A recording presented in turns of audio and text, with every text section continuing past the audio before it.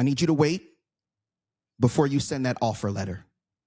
If you are about to hire a C-suite executive, a CFO, a COO, a chief revenue officer, and you are evaluating them mostly on whether they can do the job, you are about to make the most expensive hiring mistake of your career. You see, there's a difference between what a company sells and what it exports. What you sell is the product. What you export is the reason anyone chooses to engage with you on a high energy level instead of a low energy one. The export is why a customer becomes a fan, why an employee becomes a believer, and why your company becomes the business on the block and not just another business on the block. Most companies just sell. They do not export. And the ones who do not export are competing heavily on price, convenience, and availability, which are the hardest, lowest margin, most replaceable ways to compete. Think about it like this. McDonald's, Burger King, and Wendy's are just another business on the block. But Chick-fil-A is the business on the block. Chick-fil-A sells chicken, but Chick-fil-A exports something bigger than chicken. They export the sentiment that we see you. We respect your time. We care about the accuracy of your order. We understand you have somewhere to be or someone to take care of, and we are a part of that team to make things easier and delicious at the same time. The export is that Chick-fil-A shows us that they care about us through our customer service and that they care about excellence through their customer service. The chicken sandwich or tenders or nuggets are what you pay for.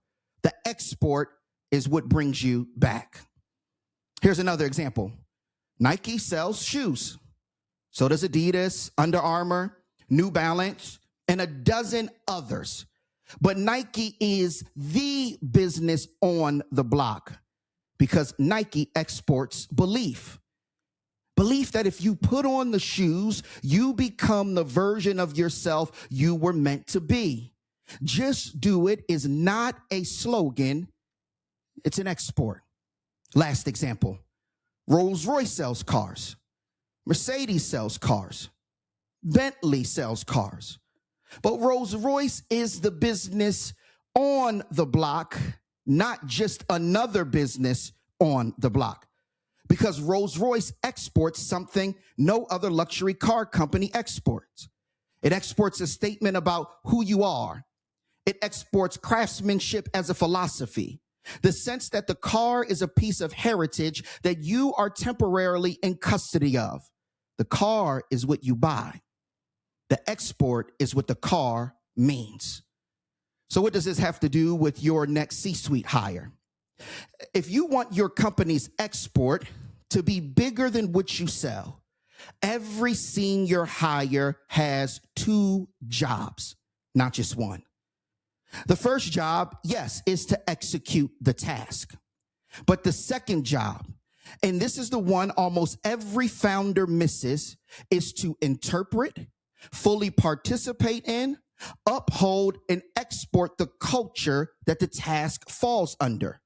Because the culture of your company is the export, and the export is what makes you the business on the block. So even though the export of the culture is the second job, it's the most meaningful out of both of them. You know, most C-suite hires are evaluated almost entirely on the first job. Can they do the task? Can they run the P&L? Can they close the enterprise deal? Can they rebuild the tech stack? Can they stand up the operating rhythm? All of these are very real and important questions, but none of them ask the second question. Can this person interpret, fully participate in, uphold, and export the culture of who we are and why we do what we do? You know, here's what happens when you hire a C-suite executive who is excellent at the task but cannot hold the culture. They put the task and the culture at war with each other. And when those two are at war at the C-suite level, the culture always loses first, and then the business loses next. Because the culture was the export, and the export was the reason why anybody cares about the business. And let me give you a little bit of research behind this. Sherm estimates that a single bad executive hire costs between 200 to 400% of their annual compensation to replace. For a C-suite role is frequently into the seven figures to replace. Harvard Business Review research on executive failure consistently identifies poor cultural fit as the single largest factor in C-suite terminations. It's cited more often than underperformance on the task itself. In multiple studies, 60 to 80% of failed executive hires failed for reasons of culture and not competence. McKinsey research on culture-driven companies like Amazon, Chick-fil-A, Southwest, Costco, Patagonia shows that these firms consistently outperform peers on a 10-year total shareholder return. And the strongest predictor of whether an executive succeeded was cultural alignment, not their technical resume.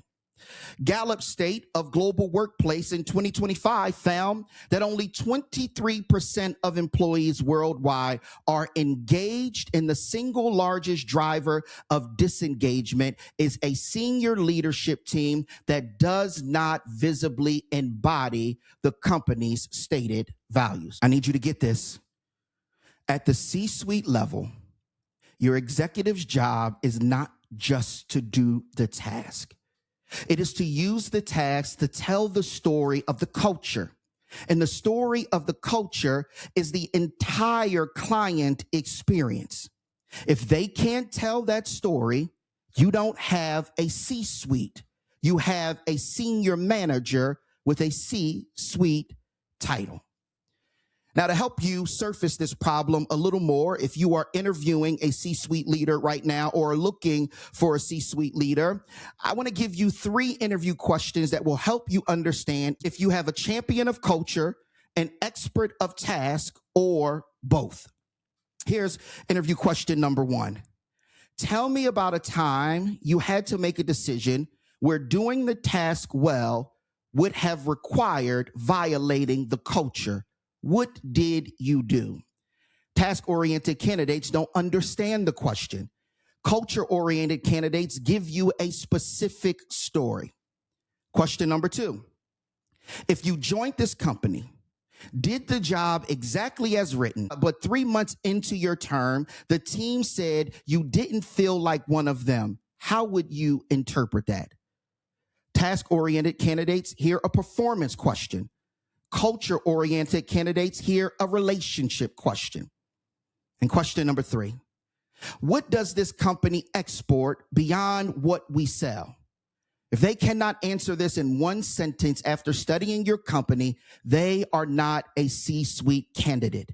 They are a senior manager candidate that needs to be trained heavily on how to understand your company culture. Now, asking these questions can help us avoid some of the structural mistakes that founders make when hiring C-suite candidates for technical tasks and not culture. Mistakes like recruiting through search firms optimized for resume match and not culture match. Interviewing for what the person has done rather than what they've chosen to stand for. Relying on, I'll know it when I meet them. Confusing social compatibility, whiskey and a steak dinner, with cultural alignment. If you use these kinds of structures, let me give you a glimpse of your future, or even share some of the past of those who have hired based upon these flawed structures. Month 1 through 2. The hire looks great. Metrics are up, and the board is impressed. Months 3 through 4, the team starts to complain quietly, but the founder or the CEO dismisses it as a change resistance. Months 5 and 6, the best culture carriers are quietly resigning. The founder is puzzled or the CEO is puzzled about what's going on, but the hire is still hitting the metrics. Months 7 through 12. The customer experience, the employee experience erode in ways that your dashboard can't capture. Your net promoter score softens. Renewals start to slip. By the time you actually can measure it, you've lost 2 years of cultural capital that took a decade to build. This is why at Invert, we take companies through the Patterson-Stratop methodology. During Stratop, we spend the first half day of our 3 days on perspective before we plan a single initiative. Before we think about writing a job description, we get clear on what this company actually exports, not what it sells, what it exports. You see, most companies have never put that on paper. Their export lives in the CEO, the founders, or the board's head. Or it lives in early day customer stories that get told in the break room but never are important enough to be put into the strategy. It has never been codified, and because it has never been codified, it has never been installed into the hiring process, the interview protocol, the onboarding rhythm, or the performance review cycle. When a Stratop installation is done right, the export becomes a written, agreed upon, tested piece of strategic clarity.